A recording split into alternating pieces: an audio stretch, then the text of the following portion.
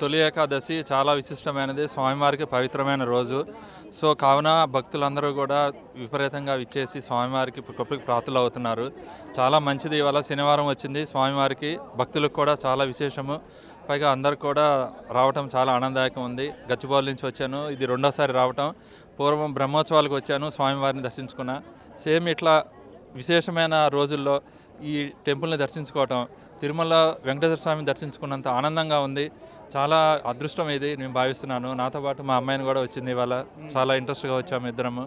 ఇక ఫ్యామిలీ రాలేకపోయారు కొన్ని స్కూల్స్ వాటి వల్ల. చాలా బాగుంది, ఆనందంగా ఉంది. ఏర్పాట్లు అన్నీ బాగున్నాయి. So everything is fine. ఆ ఏకాదశి అంటే స్వామివారికి చాలా ప్రీతిపాత్రమైన రోజు. ఇది ఏకాదశి, తిరుమలలో ఏకాదశి, వైకుంఠ ఏకాదశి అట్లాగే ఇది కూడా చాలా బ్రహ్మాండంగా ఉంది, బాగుంది. సో మెయిన్గా శనివారం అనేది రావటం చాలా విశేషం. దర్శనము మేము అవుటర్ ఇంకొక ఎగ్జిట్ నుంచి వచ్చాము, రెండో వైపు. సమయం పడుతుంది అనుకున్నాం కానీ హాఫ్ అన్ అవర్లో వచ్చేసింది బాగా దర్శనము. మెయింటెనెన్స్ అన్ని టెంపుల్స్ కానీ మా సిబ్బంది ఎవ్రీథింగ్ ఈజ్ ఫైన్.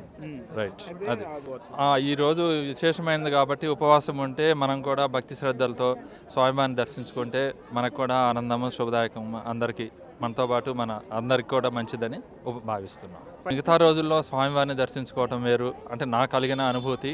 ఈరోజు స్వామివారిని ఈ టైంలో ఈ పర్వదినంలో దర్శించుకోవడం అనేది అది మనం నేత్రపరంగా చూస్తేనే తెలుస్తుంది. ఏదో మాటల్లో ఏదో యాడ్ ఉందని అట్లా చెప్పడం కాదు.